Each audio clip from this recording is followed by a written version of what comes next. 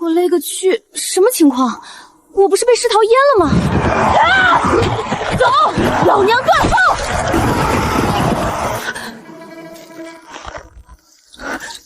村长，这恶女偷了我家的鸡，照规矩得抻糖。她男人是个病秧子，婆婆老的走不动道，谁还能护她？鸡不是我偷的。你怎么？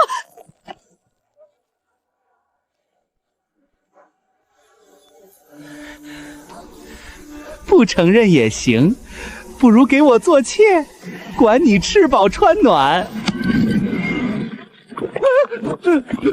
接着说，我听着。你说我偷你家鸡，那鸡什么颜色？白的。白鸡掉黑毛，你家鸡会变色？我昨儿看见王婆子儿子杀鸡来着。给我闭嘴！你收了他什么好处？自己杀了鸡，嫁祸给我，想讹一笔。堂儿，你真的没事吗？他们打你了吗？娘，咱们先回家再说。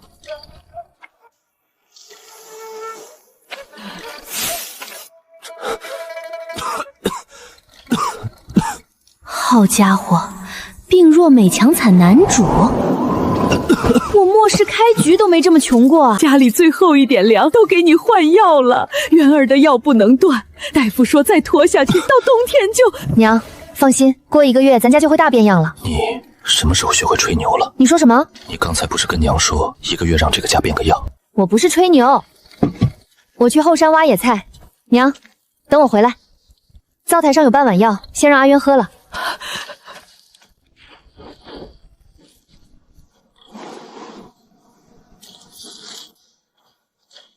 这旱灾比想的严重，山里哪还有野菜啊？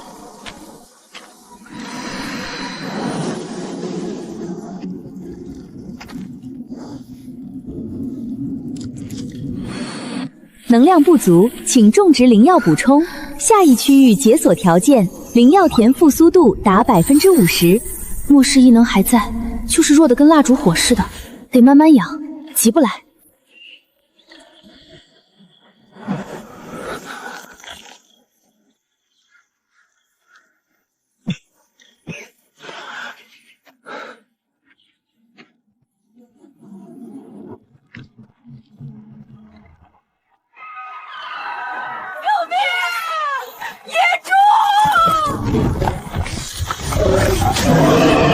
400斤大体，末世变异野猪比这大1圈，我都料到过。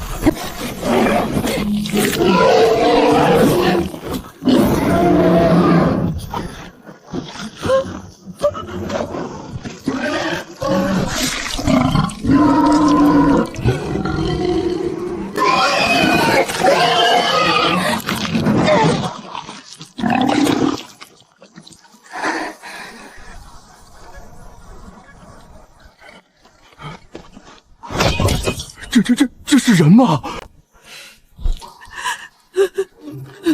娘，没事了。以后见了野猪别跑，越跑越追，站着别动，它反而会停。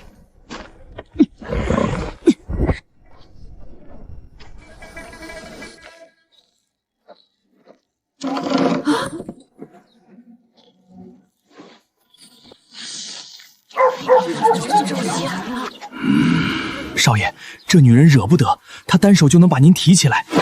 放屁！老子非得让她跪着求我不可。去，给我盯着她，一举一动都报给我。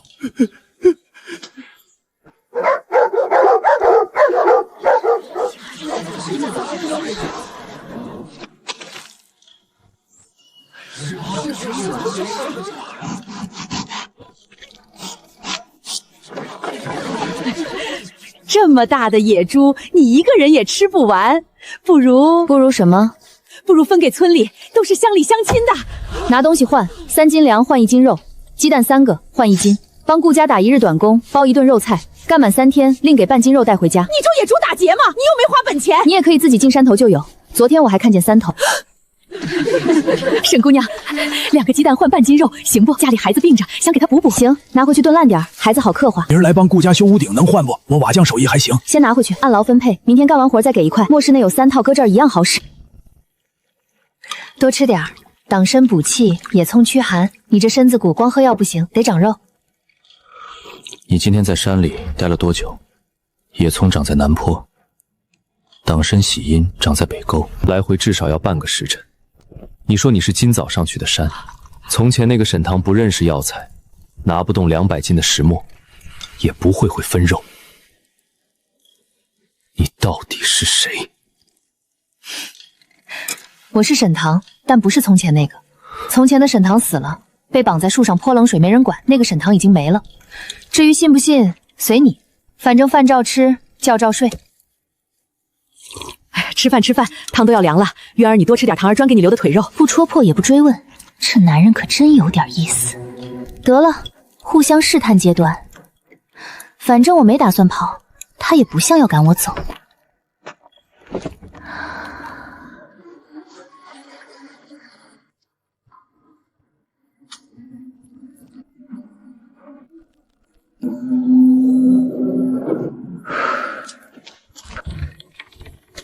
他站了多久？他看见了什么？拆房漏风，改天我修，夜里凉。你先回屋睡。可是他为什么不说呢？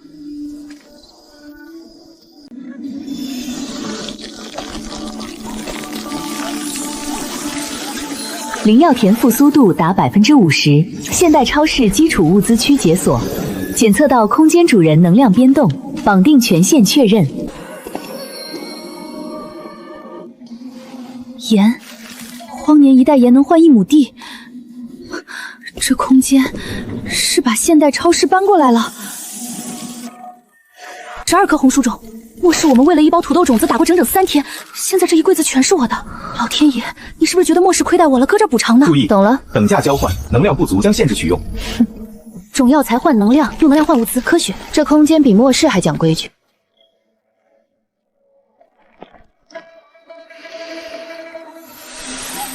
末世学的间距还记得，12颗，每颗隔3尺，成了就是12株，1株收10个就是120。你怎么又起来了？夜里凉，你咳嗽才好了半天。你在种什么？红薯。这个季节什么都种不活，地都旱裂了，种子下去就是喂虫子。试试看，万一活了呢？若真能种出来，我会替你保密，种地的事不让任何人知道。我一直在替你保密，从第1天起。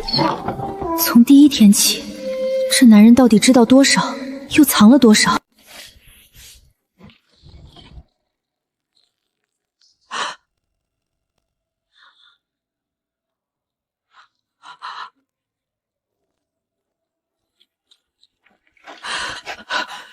堂儿，你老实跟娘说，这些粮食，还有你给渊儿吃的那些药连镇上药铺都抓不到。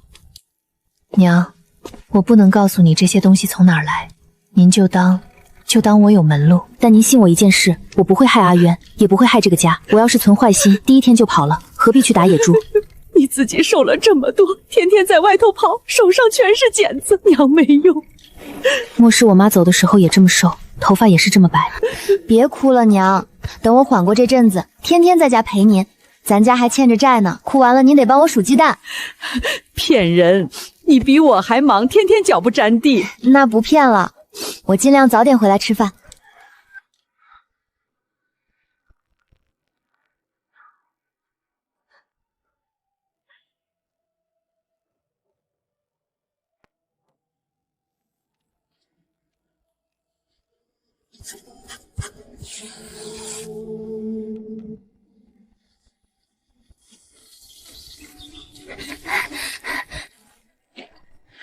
末世之后再也没为出苗掉过眼泪，但这几棵小苗，我去，眼睛进沙子了！这鬼地方的沙子真会挑时候。活了，真的活了！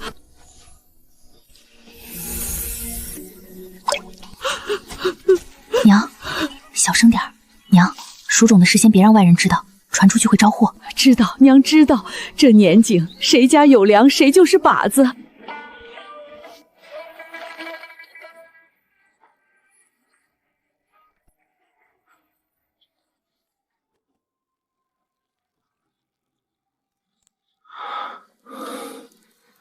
产量如何？若成了，一株能收10个10个，最少，好的话15个往上。怎么了？没什么，只是想起父亲当年贬谪路上，若沿途百姓有这个吃，他也许就不会死了，饿死的不是病死的。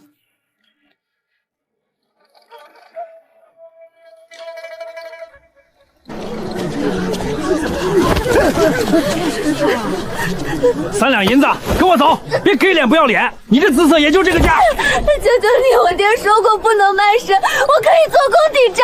等等，他欠你多少？关你什么事儿？3两银子，你掏得起？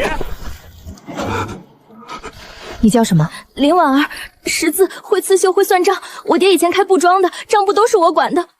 林记布庄，镇口那家关了门的。是，我爹就是林记的掌柜，被山匪害了，铺子也散了。葬你爹，剩下的跟我走。我家里缺个能算账的人。晦气，一个丫头片子值当吗？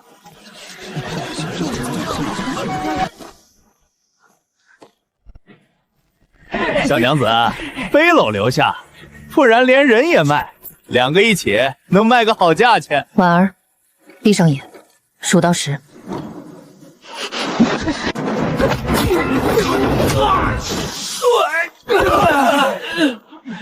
睁眼。姑奶奶饶命，小人有眼不识泰山，您大人有大量。滚！下次再让我看见，绝不轻饶。恩人，你会武功？别叫恩人，叫嫂子就成。咱走吧，天快黑了。抓住藤根，往上扯，顺着根的方向，别用蛮力。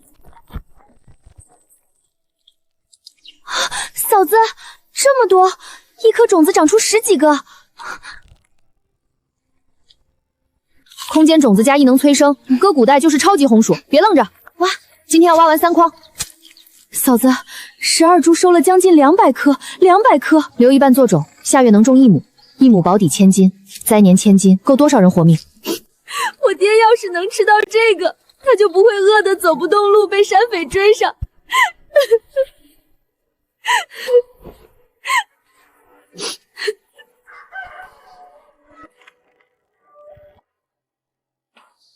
顾婶子，你家这烤的啥？香得我家娃直咽口水。红薯，山上挖的野薯，尝尝，小心烫。野薯种我可以分，帮顾家开荒3天，领1筐薯种，不要钱，3筐种能种1亩地，秋后收多少都是你自己的。我报名，明天就带锄头来。我家3口地能领3筐吗？还有一个条件，他们几个1颗种也不给。凭啥？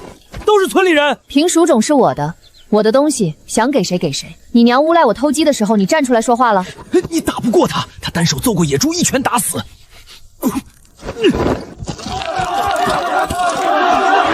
看见没？他那薯种有多少？给我记清楚，一筐一筐的数。王少爷放心，欠杜甫那笔账拿薯种抵也行。那东西看着产量不少，一转手就是暴利。不只要薯种，他知道在这村子里究竟是谁说了算。唐儿，爹听说你得了批野薯种，全村都在传，说你那薯种产量高得很。所以呢？有东西不该先想着家里，你爹娘还饿着肚子呢。家里？哪个家？当然是沈家，你姓沈。沈家不是用3斤糙买把我卖了吗？卖出去的闺女泼出去的水，这话你自己说的，在村口当着全村人说的。你这是什么态度？爹好心来看你摆什么臭架子？不就是嫁了个病秧子？听说我嫁人后，你到处跟人说顾家迟早赶我出门，还说我克夫，嫁过去3个月就得守寡。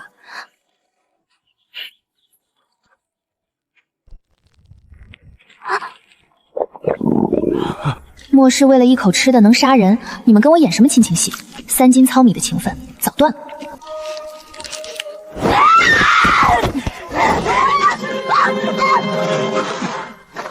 从你用3斤糙米卖女儿那天起，咱俩没关系了。血缘是血，但情分是养的。你养过我吗？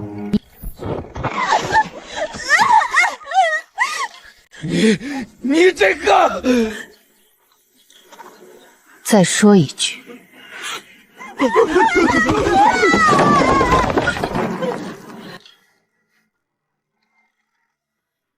藏好，别让他们看见。等我有能力了，接你出来，你在这个家也没过过好日子。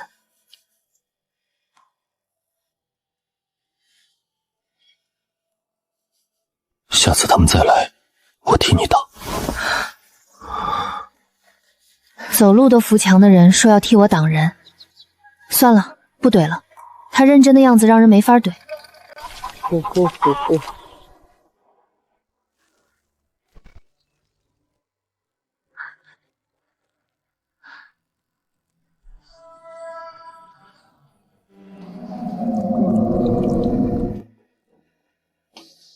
是血药，毒不死人，但够让人拉半天的。沈姐姐，我昨晚起来撒尿，看见沈珠在你们家这边转悠，她蹲在井边好一会儿。瞧着吧，顾家今天肯定那口井可是他们家唯一的。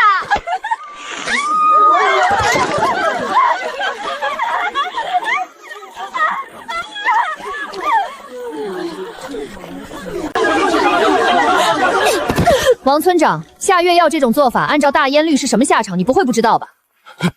沈腾，你这是干什么？有什么事不能好好说？你家王有福私通我妹妹，往我井里投药，这是好好说的事。要么秉公处理，要么我绑他去县衙，连带着把你儿子也带上，你自己选。闭嘴！一个眼神就让他闭嘴了。王有才手里捏着沈珠什么把柄？有意思。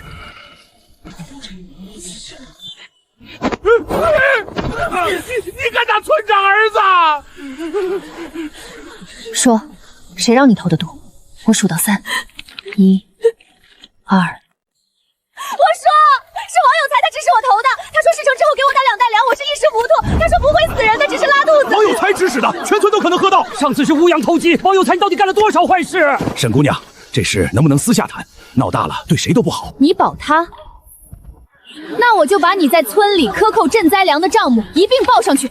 克扣赈灾粮，怪不得前年我家只领到半袋，村里明明说好每户1袋。我说怎么年年发粮，年年不够吃，原来是被你吞了。你想怎样？赔顾家15两银子，他当着全村的面给我娘磕头赔罪，帮顾家翻地1个月。15两太多了，10两。那就报官。方知府前2天刚来视察，应该还没走远。等等，15两，行，磕头。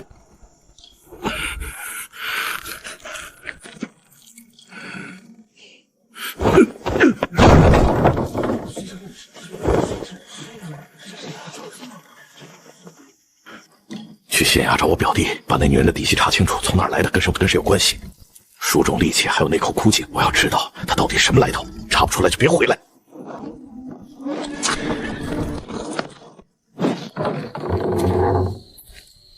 他去找人了，王家在县衙有人。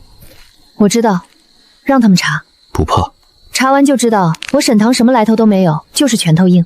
拳头这东西查不出来也收不走。你拳头硬，我账本硬，他们查不出你的来头，也抹不掉我的账。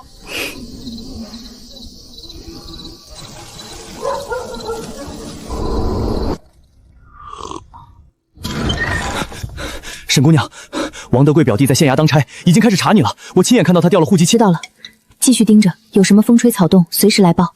辛苦你跑这一趟。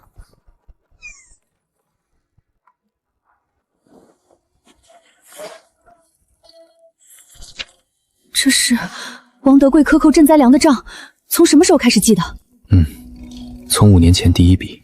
你什么时候记的？这些年虽然下不了炕，耳朵没聋，谁来过顾家，拿走什么克扣多少，娘都跟我说了。我只是去年3月，王德贵快县里发的50担赈灾粮，报给村里只有30担。人证是老赵头，他当时帮谢清税属。5年，他躺在创记了5年账，每一笔都有日期有人证。他不是在等死，他是在等一个机会。若此事上达天听，王德贵村长之位不保，然顾家村不可无主，望知府大人则贤者任之。寄给谁？仁和堂宋仲景。他年轻时和知府方大人同窗，至今仍有书信往来。信到他手里，等于到了知府手里。宋大夫为人正直，不会截留。病秧子躺在坐床这些年，到底稳班多？这脑子比10个壮汉加起来都重。但这话不能跟他说上，说了他那张脸得意起来，一定很欠揍。昨天说好的15两银子呢？再准备，3日内一定送到。沈姑娘放心，我王德贵说话算话。王有才翻地的事儿，今天就开始。你拿着锄头去屋后，把顾家那半亩黄地翻了。沈姑娘，那个赈灾粮的事儿，你那个账本。什么赈灾粮？就是你夫君信上写的那些账目。哦，那个，只要以后赈灾粮如数发放，就不会有人追究过去的账，可以翻篇。知道了。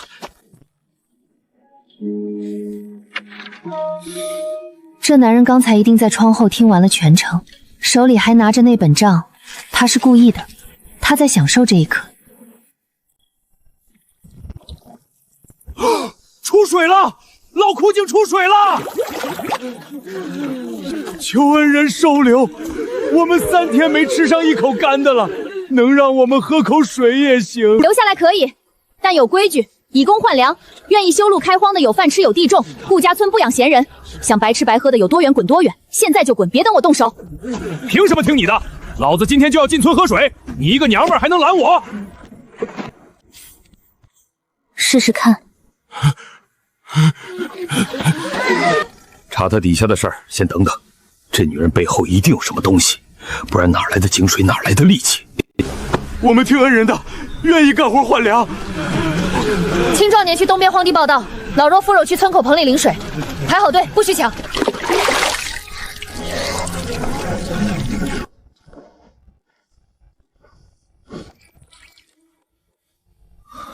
先按兵不动，盯着他的一举一动，等查清楚他的依仗再说，别急着动手。是，小的明白。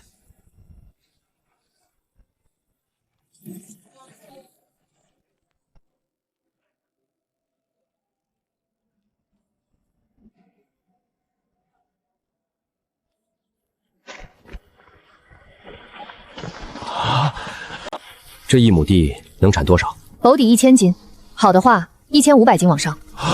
大人，这产量在风潮雨润的年景也算上等，何况如今大旱3年，沿路田地颗粒无收的人多的是。后年供半个县。若全县推广呢？但前提是有人教种植技术，不是发了种子就行。这账是谁记的？草民。你父亲可是顾清源？是，家父顾清源已故去多年。令尊当年是户部的能臣，一笔账算得满朝无人不服。他走那年，京城同僚凑钱给他立了块碑。虎父不犬子，令尊若泉下有知，看到你这些账册和策论，当瞑目了。你把顾家村书种的事写成折子，附上实测产量数据。另外，让宋金街来见我，带顾院的策论原作。顾清源的儿子在荒年写出赈灾策论，这事比他爹当年那笔账更值得报上去。朝廷欠顾家一个交代，这份策论就是最好的交代。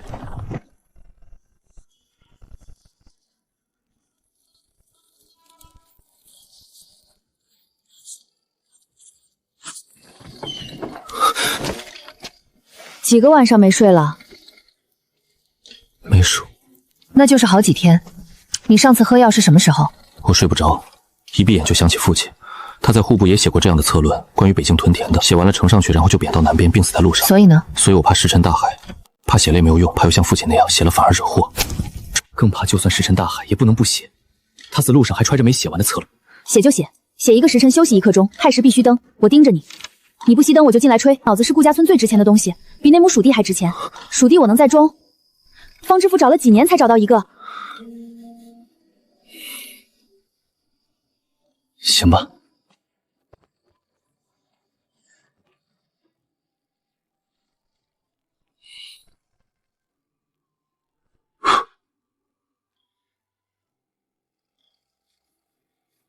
这男人嘴上说行吧，心里肯定在想，这女人管得真宽，管就管，反正我不盯着，她能把自己熬成灯油。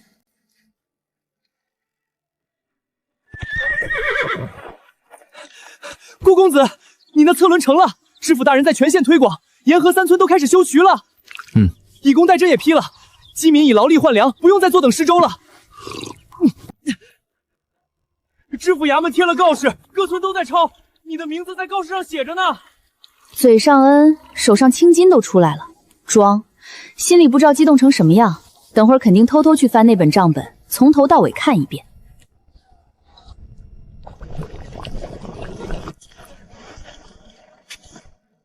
谢谢你。谢我什么？谢谢你让我做这些。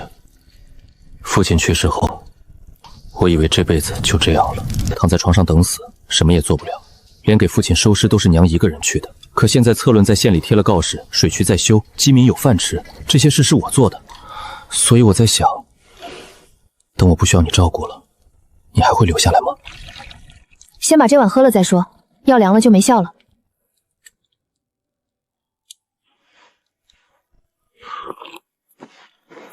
这问题太难答了，先糊弄过去。反正药苦，他能喝半天。沈姑娘，听说贵村的鼠种沿河几个村都传遍了，说一亩能收上千斤。想要？我们凑了些银子，就是不知价钱，怕你开价太高，我们凑不够。不要钱。各村出劳力帮顾家村开荒，秋后按出力比例分成收成。顾家村提供鼠种和技术指导。就这么简单？不要钱还倒给种子？就这么简单，但有一个条件得签，白纸黑字，按规矩来。阿渊，出来写契书。老朽活了大半辈子，没见过这么公道又精明的契书，连违约赔偿都写得明明白白，这字也写得好。顾家后生，你爹教你写的字儿？是签字。要是他们收了红薯偷偷留，明年不跟我们合作了呢？契书管得住吗？契书里写了，但收成20%归顾家村作为技术指导费。若私自留种或将鼠肉转收第三方，边听边加的。还有把经过改良留种第二产量会降30%。你什么时候加的这条？你跟他们谈条件的时候。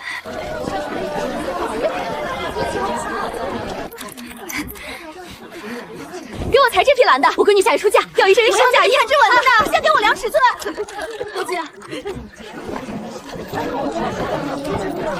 嫂子，今天的进账比我爹在世时最好的一天还多，3倍的流水。这才更始，你先把今天的账结清，明天开始做第二件事，做几身样衣挂出去，让调姐们样子定做，料子用中等偏上的，做工要精细。等隔壁那间空铺盘下来，左边卖布，右边做成衣，客人买了料子，可以直接去隔壁做衣服。嫂子，你怎么懂这么多？这些法子我从没在镇上见过，连我爹做了20年布庄都没这么搞过。现代商场促销套路搬到古代，直接降维打击，买赠满减样衣展示，我还没上会员制呢。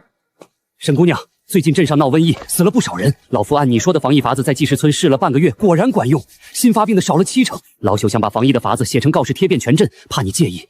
贴不但要贴，光贴告示是不够的。若写成医书流传后世，你能青史留名。我要青史留名干什么？能多救一个是一个，名字挂不挂无所谓，法子管用就行。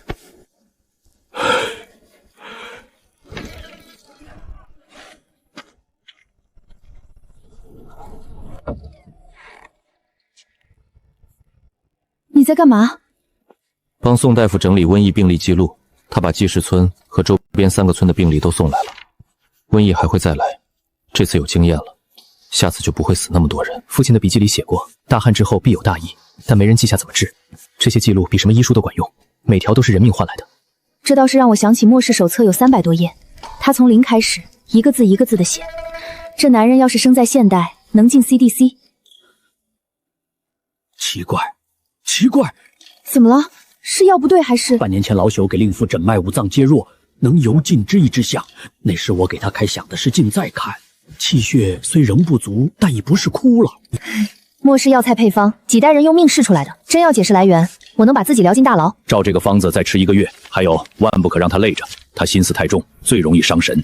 我知道，他熬夜我盯着，不肯睡就吹灯。你抄那么多份干嘛？一份还不够？万一弄丢还有备用的。灶房那份给娘看，枕头那份我自己看，怀里这份出门带着。你上次说补脑的药膳方子，我就找不到了。你说了一遍，我没来得及记，后来再问你，你说忘了。来了，我就知道宋周瑾那句谦虚的过分要给我。这些方子从哪儿学的？这男人耳朵比什么都尖。沈姑娘，王有才镇上赌房欠了1大笔债，30两银子，正到处借钱呢，还打听有没有人想合伙做掉顾家那女人，开价10两银子。继续盯着，有消息第一时间告诉我。尤其是他跟谁接头，说什么。王有才欠赌债的事可以利用，我写封匿名信给赌房老板，告诉他王有才名下那些地契是他爹王德贵的，不是他自己的。然后呢？赌房老板会去找王德贵讨债，30两不是小数目。赌房老板不是善茬，王德贵要么替儿子还钱，30两够他掏空大半家底，要么断绝关系，把王有福扫地出门。不管哪种，王有福都没工夫找我们麻烦了。这人写匿名信的姿势跟他写策略是一模一样，认真，太认真了，连干坏事都拿出做学问的态度。听说黑风寨已经抢了好几个村子了，匪首刘黑子手下100来号人。要不咱们也送点粮买平安？是啊，邻村都送了，咱们也别硬撑。送1次他下次还来，送2次觉得你是软柿子，别送3次，全村都得饿死。你今天送出去的粮，就是他明天养匪的粮。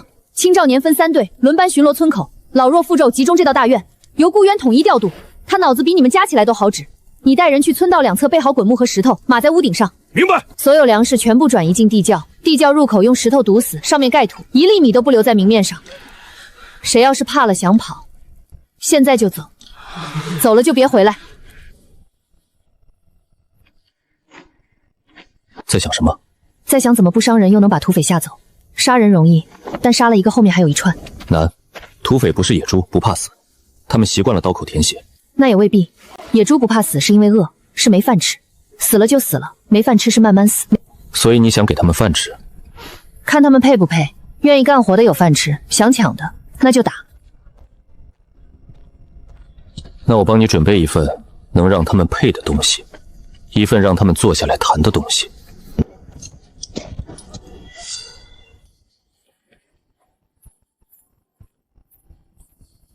你就是刘黑子，叫你们当家的出来！我不跟女人说话。我就是。你们村男人死光了，让个娘们儿来送死？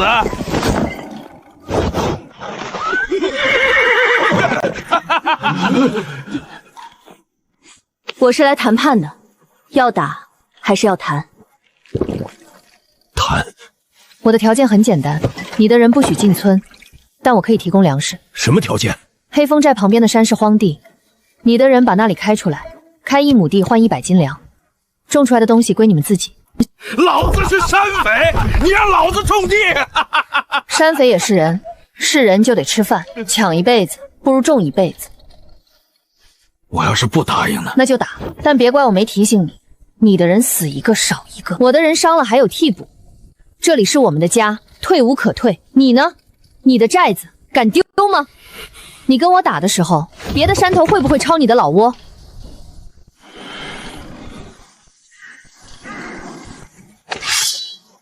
敬酒不吃吃罚酒。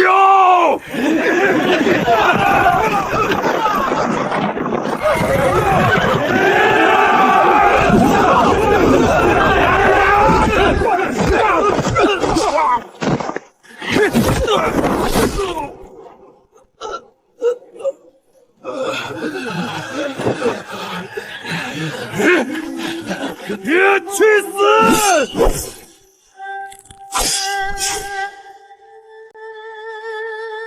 我不是妖怪，我只是个想过安稳日子的农妇。是你们非要来破坏我的安稳。我种我的地，你们抢你们的节。本来井水不犯河水。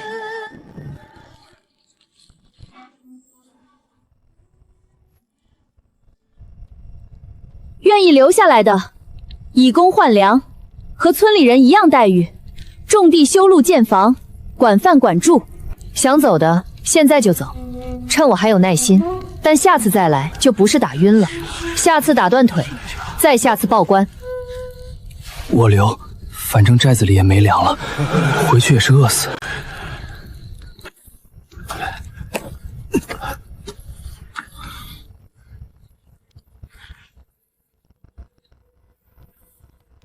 那女人到底是什么来头？她其实很简单，你不惹她，她懒得理你；你好好种地，她还给你发种子。你要是惹她，这就是下场。她单手揍野猪的时候也是这个力道。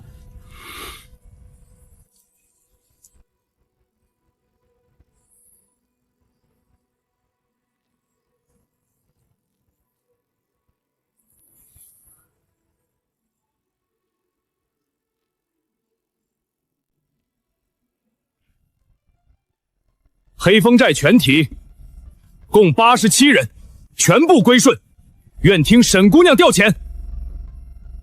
条件说清楚，全员编入护卫队，接受训练，守村规。寨子周边荒地全部开垦种红薯，收获3成归护卫队做军饷，统一管理；7成归耕种者自己，多劳多得，不种电的没份。你凭什么觉得我们不会反水？我们是山匪，不讲信用。因为跟着我有饭吃，还不用担心哪天被官府剿了。最重要的是，我不会克扣你们的份力，也不会拿你们当炮灰。打架我冲第一个，分粮你们先拿。寨里兄弟们说，你比当官的都公道。他们说，在你手下干活不丢人。顾先生，我在寨里管过账，想拜您为师学算账，读了10年书没考中，不想再考了，想学点真本事。底子不错，字也工整，以后每天下午过来，带纸笔。孙校长，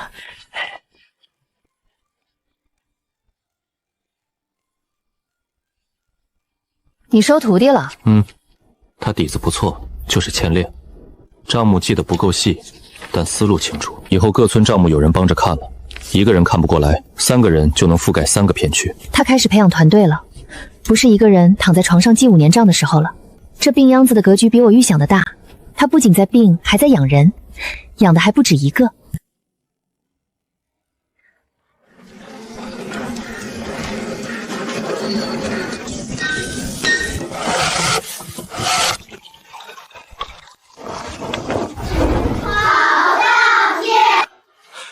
老张，这村谁主事？你们村长是哪位乡绅？就是他，那个在地里拔草的。一个女娃娃，管着这么大的家业。女娃娃，她可是把野猪都撂倒过的主。这村里的砖瓦房、学堂、油坊，哪一样不是她带着大家伙干出来的？哎，沈姑娘，方知府调任京城了，升了户部侍郎。临走前，他向朝廷上了一道折子，专门提了纪氏村的红薯推广法和以工代制册，折子写了3000多字。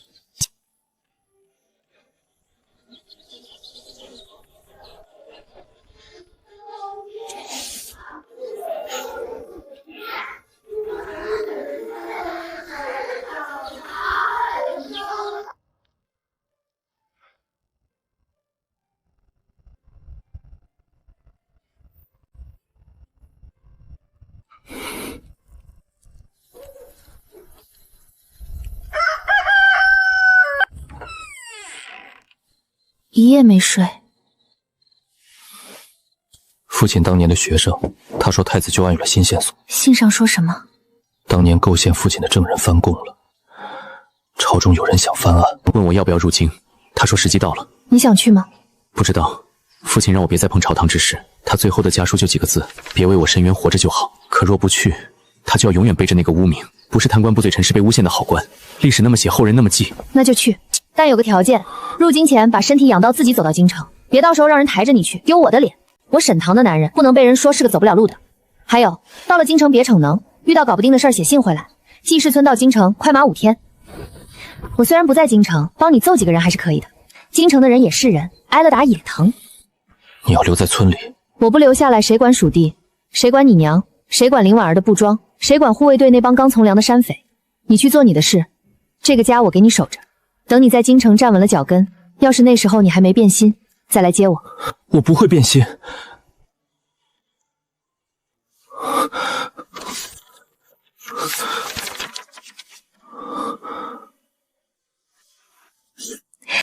那就证明给我看，从养好身体开始。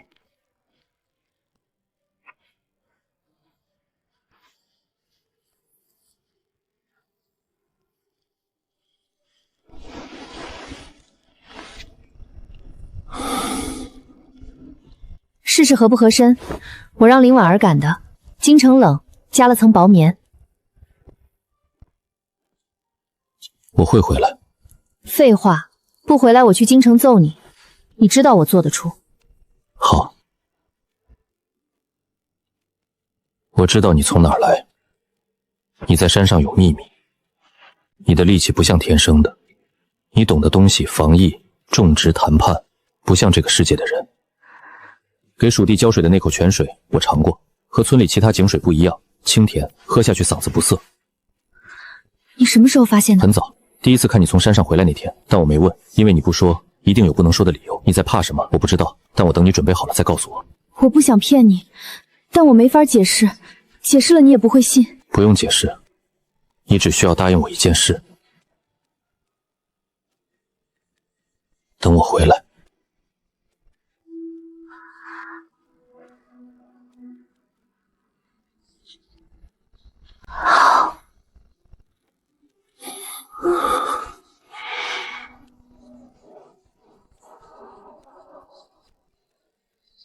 渊儿，到了京城好好吃饭，那边冷，多穿件衣裳。娘给你缝的夹袄在包袱最底下。娘，够了，再塞包袱要炸了。你懂什么？路上要走半个月呢，京城的东西哪有家里的好吃？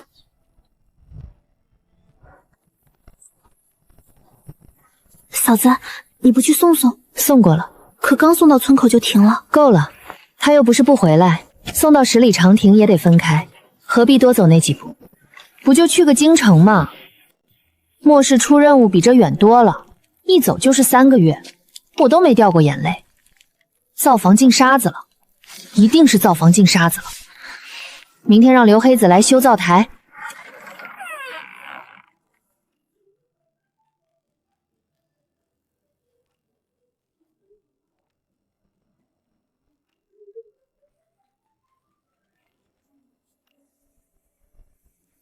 此册未完，待吾归来续之。若无不归，烦请沈堂续之。他识字不全，但算账已颇精进。若有错漏，请宋大夫代核。说我识字不全，还让我续账本，你可真会用人。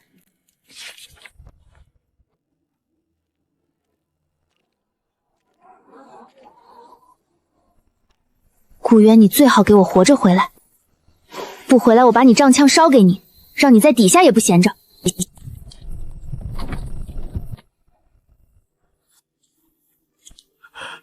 你和你父亲当年一模一样，眉眼、站姿，连进门先看左边书架的习惯都一样。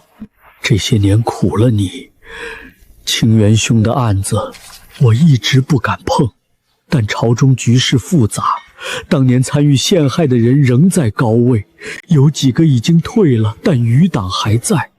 贤侄，先别轻举妄动。你刚到京城，根基未稳，先站稳脚跟，再图翻案。你父亲当年就是太刚直，才遭了毒手。老夫不想看到你重蹈覆辙。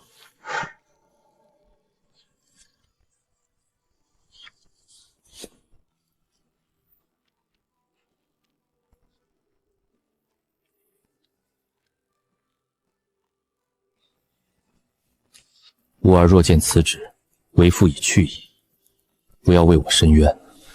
但若苍天有眼，自有水池石出之日。好好活着，照顾好你娘。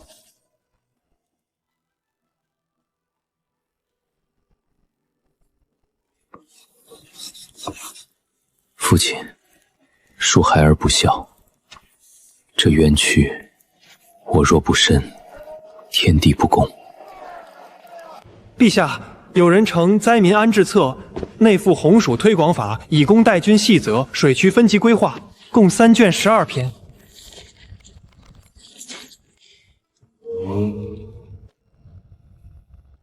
写此册者何人？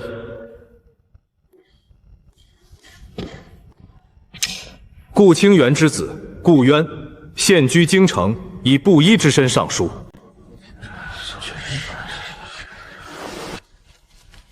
有其父必有其子。当年顾清源的案子，朕有印象。父皇晚年提起过，说那是判得太急了。顾清源的案子重新查，大理寺、刑部督察院3司会诊。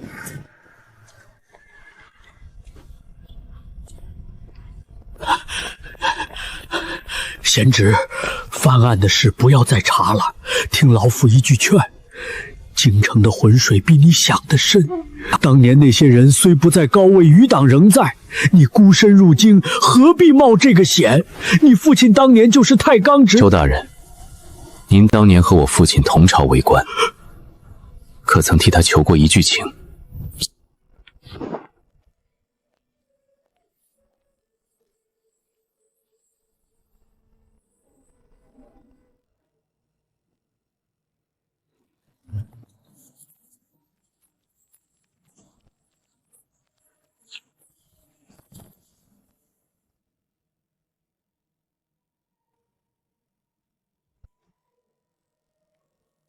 顾清源被诬陷，证据确凿，今恢复名誉，追赠尚书衔。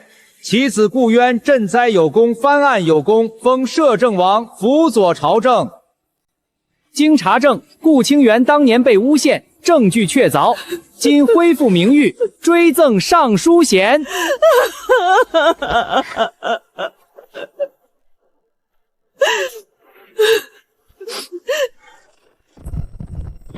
顾渊赈灾有功，翻案有功，封摄政王，辅佐朝政，钦此。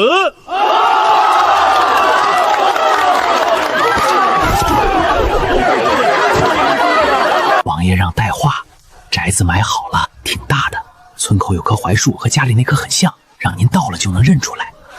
嫂子，王爷让你去京城，他说宅子大，槐树都长好了，这还不叫让你去？他又没说让我去。他说宅子买好了，都挺大的，长好了，和家里那棵很像，这不叫让你去，叫什么？让你给他点评宅子布局吗？堂儿，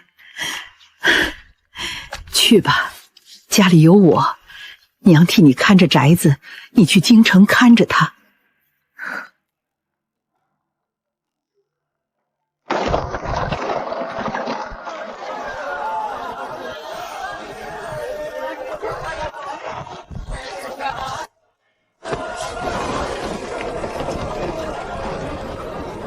路上累不累？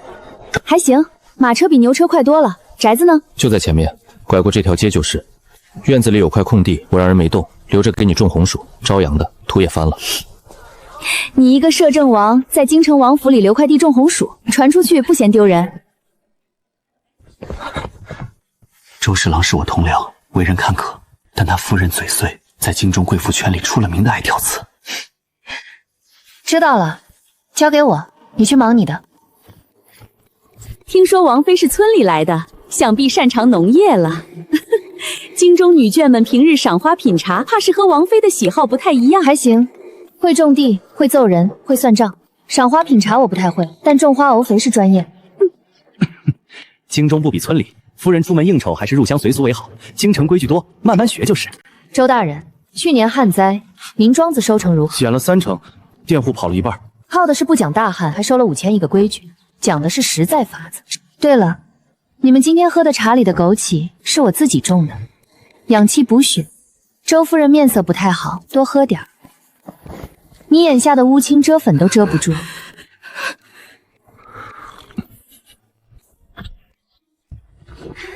摄政王妃亲自下地，成何体统？这哪像个王妃，倒像个佃户。笑吧，等你们腰粗了3圈的时候，看谁笑谁。王妃娘娘，我能不能来你这儿干活？我家老爷嫌我胖，半年没进我屋了。我试过节食、喝药、扎针都没用。每天来干1个时辰农活，饮食按我的食谱吃，不准节食，饿出来的瘦3天就反弹。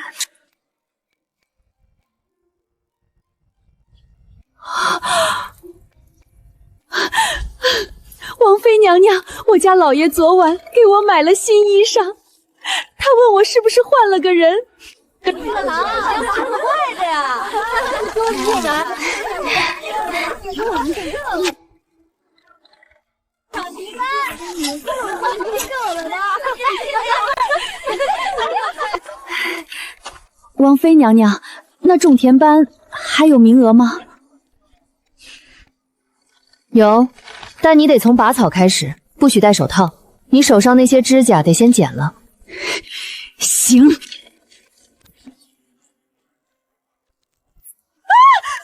流血了！周夫人，学种地，先学会放下身段。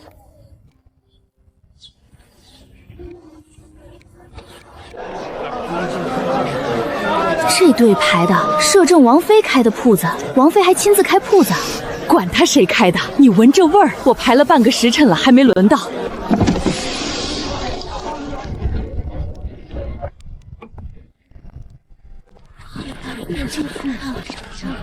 王爷又来给王妃买点心了。他在不在？在后厨试新菜，红薯蜜饯，作废了3锅了。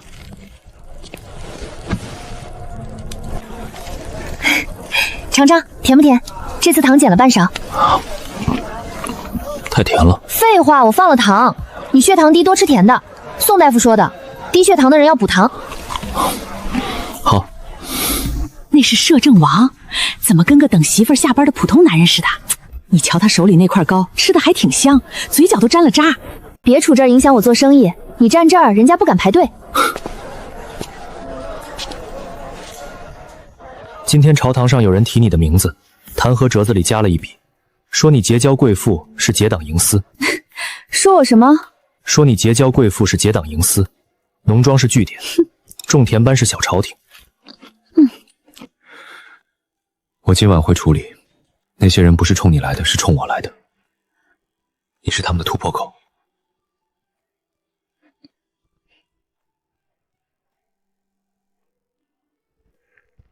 顾渊任用私人，把持朝政，结党营私，桩桩件件，臣有实据。其沈堂以农庄结交命妇，网罗人心，图谋不轨。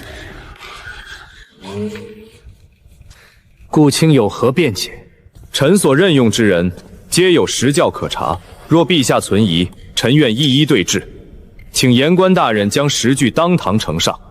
季氏村账目可有私吞？每一笔申支均有记录，可派户部核查。账本在户部存档已有半年，言官大人想必已经看过了。京城农庄可是以权谋私？农庄地契在臣妻名下，购地银奖来自季氏村合作社分红，账目已呈户部备案，地契编号户部有存，可随时调阅。臣还有最后一道弹劾：摄政王妃沈堂以农庄为名结交京中贵妇，实为结党营私。且当年季氏村收编山匪，有拥兵自重之嫌，匪首刘黑子至今仍统领护卫队。你说完了吗？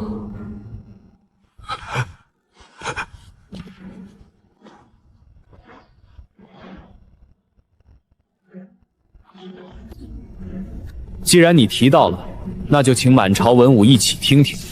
这是季氏村护卫队章程、编制、经费来源、训练科目、指挥体系，每一条都在户部和兵部备案。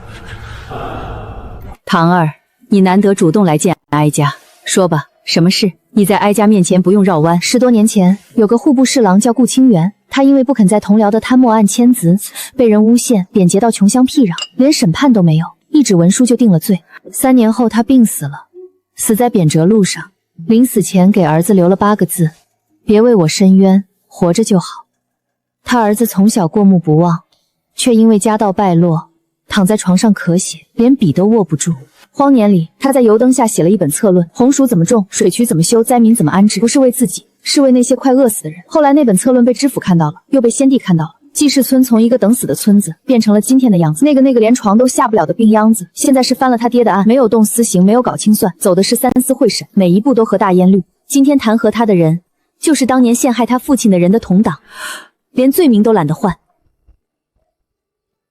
传哀家懿旨，彻查弹劾顾渊之人，从言官往上查，查到谁为止，不用问我。你为何不为自己辩解？刚才那些话，你本可以在朝堂上说。臣妾不需要辩解，红薯种在地里，护卫队纲程写在纸上，农庄账目记在册里，这些东西不会说谎，谁都能去看。倒是弹劾我说父的人，娘娘不觉得他们翻来覆去就那么几个罪名吗？跟当年陷害顾清源的罪名一模一样，结党营私，任用私人，拥兵自重。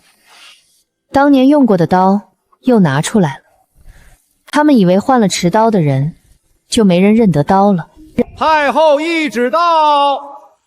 顾渊弹劾之词多为诬陷，着大理寺彻查弹劾者背后指使之人，凡查实诬陷者，与主使同罪。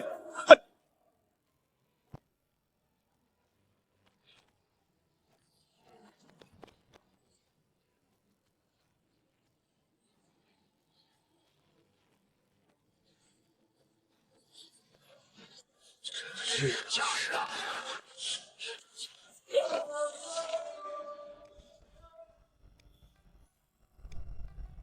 赵某下狱，弹劾言官全部革职，彻查赵党余孽。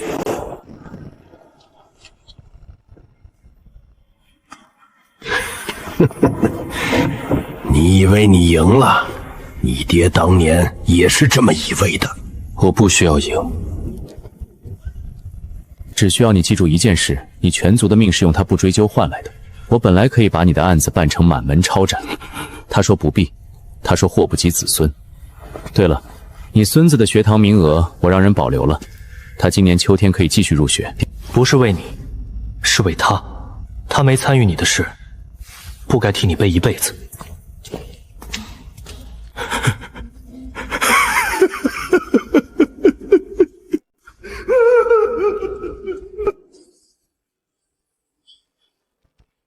新政5条：其一，推广红薯种植，各县设农技站；其二，减免灾区3年赋税。臣还有一道折子，济世村合作社模式建议全国推广。此册非臣所创，乃臣妻沈棠3年实践所得，臣不敢略美。摄政王在折子里写自己不如老婆，他写了白纸黑字“臣妻沈棠”4个字在倒数第3行。此册非臣所创，乃臣妻沈棠3年实践所得，臣不敢略美。我就说嘛，王爷怎么可能不写沈姑娘的名字？沈姑娘，你上敌报了，摄政王当着满朝文武念了你的名字。多事，我种个地而已，要什么名字？在朝堂上念臣妻沈棠，这男人是不是不知道什么叫低调？但折子写的还挺像回事。来，肉上来。陈乔啊，这批白心的做粉条，红鲜的蒸红薯糕，礼盒用红纸包，年关前赶出来。嫂子，王妃同款卖爆了，300件3天卖光，皇后娘娘都订了一套。皇后也要下地，说是要跟你学种红薯，先置办行头，在宫里试穿了半宿。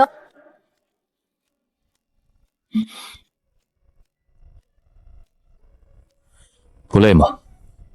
你今天在农庄蹲了一上午，下午又站到关门。末世管一个基地比这累多了，这算轻松的。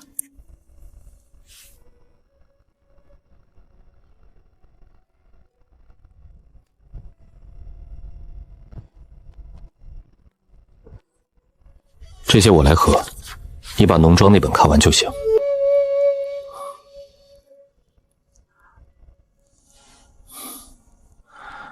管基地的事，以后有空可以跟我讲讲，不着急，什么时候想讲都行。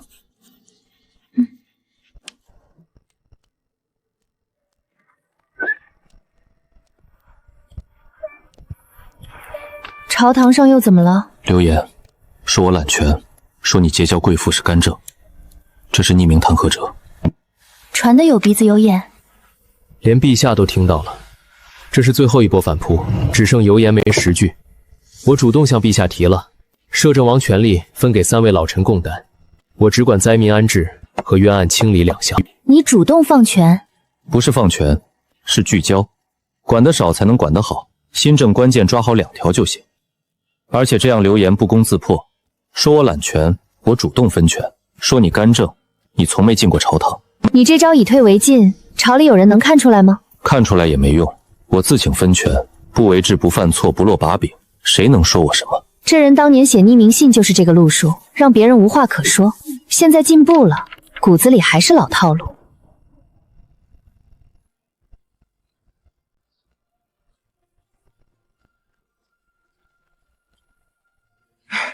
早就听说王妃事迹了，给本宫讲讲季氏村怎么从荒年活下来的。那时候米缸只剩1把陈米，我婆婆换了药给夫君续命，家里破的漏雨能看到天。后来上山打了野猪，3斤粮换1斤肉，第1天就换了30多斤粮。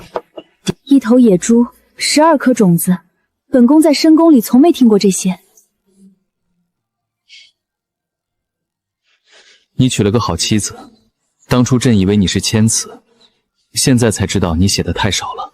若贵妇们有王妃一半见识，后宫也不会这么多是非。有些人一辈子只聊衣裳首饰，改日教教本宫种红薯可好？御花园芍药铺下面土挺肥的，没问题。芍药可以低栽，红薯不能跟花抢地方。你把皇后也拉进种田班了？不是我拉的，她自己要学。我还没推销，他先问了。季氏村模式推广到皇宫了，方知府知道了，得再写3000字奏折。针浆要密，线要拉紧，你学得快，手不笨。盐不能多，也不能少。这缸能吃到明年开春。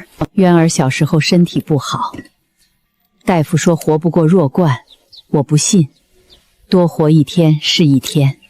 堂儿在家一直受苦，他爹打他我挡不住，我这辈子最亏欠他。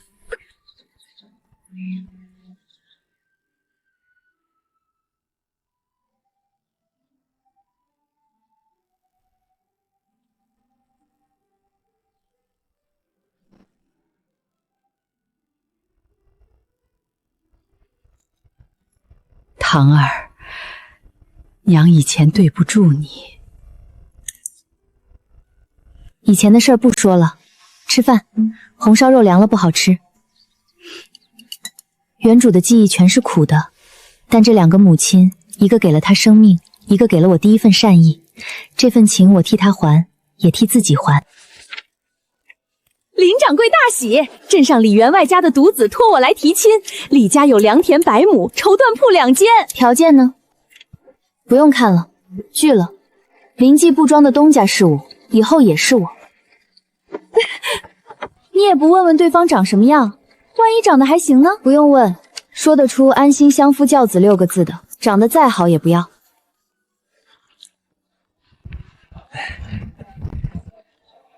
林掌柜，这个特意给你留的，市面上买不到，苏州来的新料子。多谢。赵货郎那匹绸缎至少攒了3个月的工钱，桃红色的。他还知道婉儿喜欢什么颜色。他去年就在攒钱了，每次去京城送货都绕路经过布铺，站一会儿才走。你怎么知道的？赵货郎找我帮他写过一封信，给林婉儿的，帮他改了几个错别字。你是摄政王还是媒婆？兼而有之。一题3个，扩大红薯种植，统一收购价格，防止奸商压价。这不就是垄断吗？自由买卖，价高者得，天经地义。荒年里粮商把米价抬到天上去的时候，你怎么不说垄断？一斗米卖到3两银子的时候，你说的自由买卖在哪里？我同意。去年我家5亩地被粮商压价压到一半都卖不出去，红薯堆在窖里烂了1成，统一定价好，种粮的不吃亏，谁来收都是一个价，童叟无欺。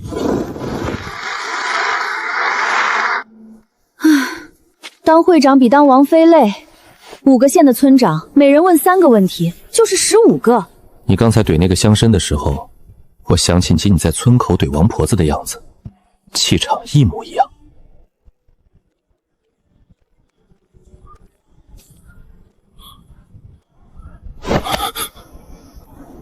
别看了，走这边，绕后门走。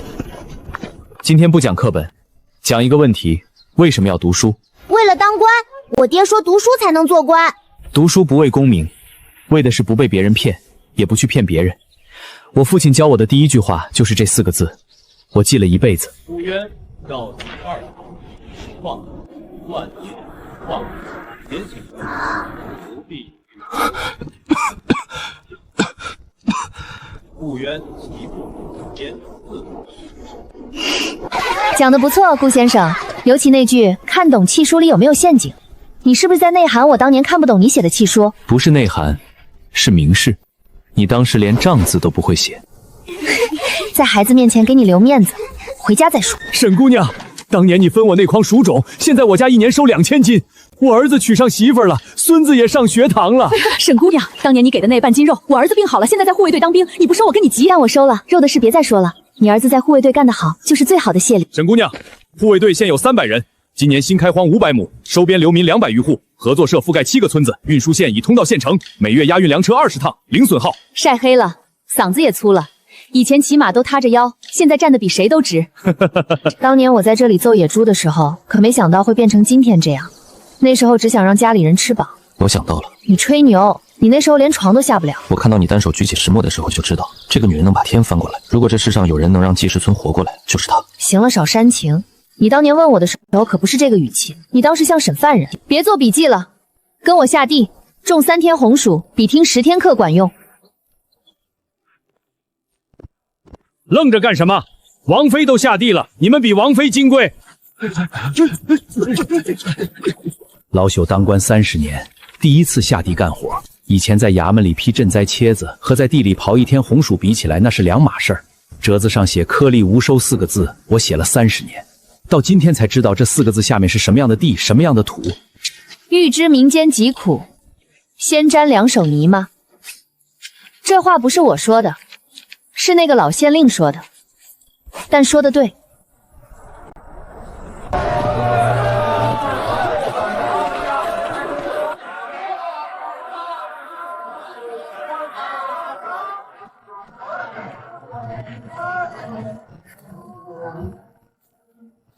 仓库梁抓在东南角，护卫换班有13克，中间有一盏茶间隙。联合会议呢？正好一锅端。东南角放火，趁乱从前门进去。3个人，目标是联合会议。踩点的手上石刀老茧很厚，不是普通流匪，可能会用火。漏网之鱼，宰相余党的人上次朝堂清洗漏掉的赵家远房侄子，我等这一天等很久了。按兵不动，让他们进会场。至于怎么让他们自己暴露，这种事儿得找专业人士。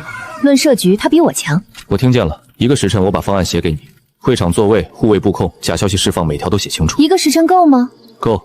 当年写匿名信只用了半个时辰，现在需要多花点时间润化。顾家村靠勾结惯本骗子，今天让你们看看什么叫天火！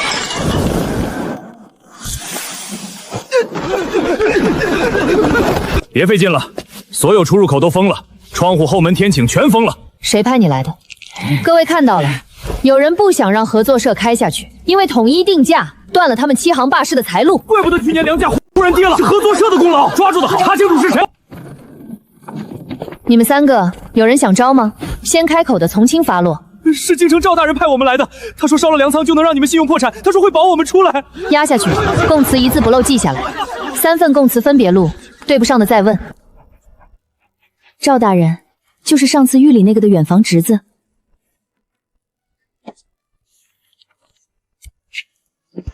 快马送京，直呈陛下。路上换马不换人。沈姑娘，姓赵的被抓了，各州都在清查余党，这下可以高枕无忧了。在想什么？在想一个事，当年在末世，我们基地最大的敌人不是丧尸，是其他基地的人。粮食不够，水源不够，谁也不信谁。后来基地打散了，活下来的人拆了围墙，互通有油，新基地比原来强10倍。打散了余党，合作社和护卫队配合更默契了，各村反而更团结。得练兵机会被你看出来了，下次我要把设局经过写成案例，发给各合作社当教材。先保人和。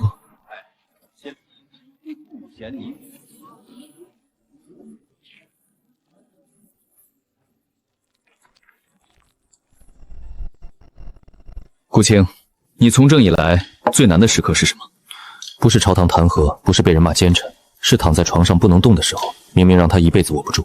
后来，以前是为了父亲，替他分了一个人，他让我觉得活着还有事可以做。你们在说什么？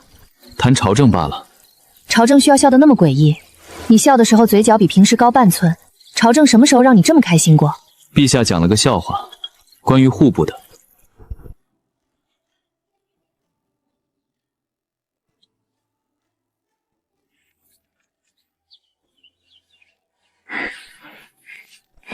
还记得这个吗？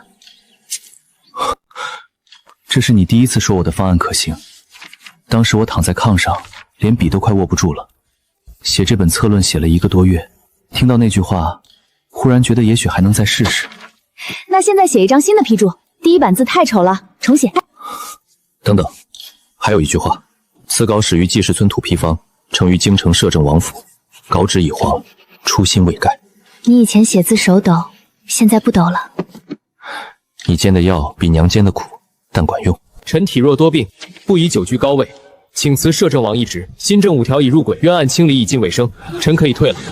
王爷三思，朝中刚稳定，新政还在推行。王爷若此时辞去，各地合作社统筹一事无人主持。朕知道留不住你，但不许辞士大学协，摄政王府不收回，京城永远有你的位置。走吧，真舍得。这宅子住了3年，院子里的红薯地刚翻了土。舍得，官帽戴着比锄头沉多了。京城不是家，你在的地方才是。行，那回家种田。你那半亩红薯地我给你留着呢，一根藤都没让留黑子动。3年前我来的时候，觉得这城门高的能把人压扁，现在走了，倒觉得他也就那样。以后想来，再一起来，不赶路，慢慢走。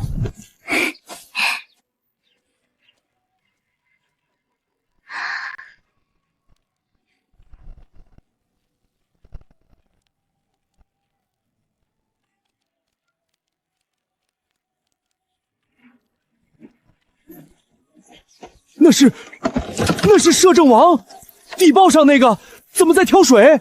哦，那是顾先生帮沈姑娘干活呢，不稀奇。昨天还看见他在灶房洗碗。当年你问我到底是谁，要是我当时说我是妖怪变的，你怎么办？那我也是，妖怪配妖怪，刚刚好。你没事吧？你该夸我一句，我进步了。你以前能把我捶下床，现在我只晃一下了。去年离开京城那晚，你睡着的时候，我说了梦话。我说什么了？你说别过来，我掩护你们。还有，谁踩我脚了？你来自一个很危险的地方，你在那里保护过很多人，最后你是为了保护别人才到这里的，对不对？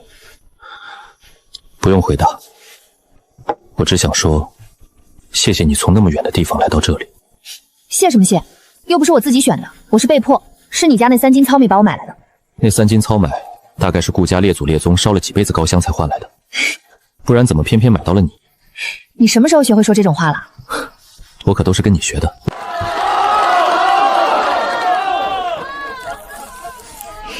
别动，歪了就不是新娘是唱戏的了。婚礼开始。赵某为送一匹绸缎绕路30里，王爷你怎么把这个也写上了？现在能养多了2省的人，这日子越过越红火。你说，当年我要是不挣断那个麻绳，这一切是不是都不会发生？你一定会挣断，你都会挣断麻绳，举起石磨，分内黄蜀种，推开京城那扇城门。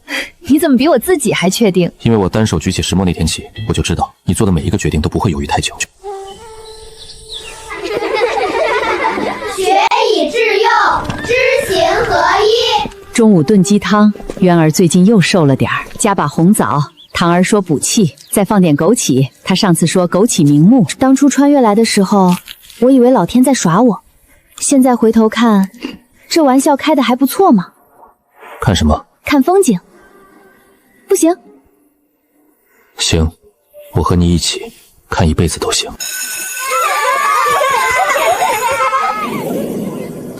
咱走吧，回去喝汤。娘说中午炖鸡汤加了红枣和枸杞，去晚了鸡腿就没了。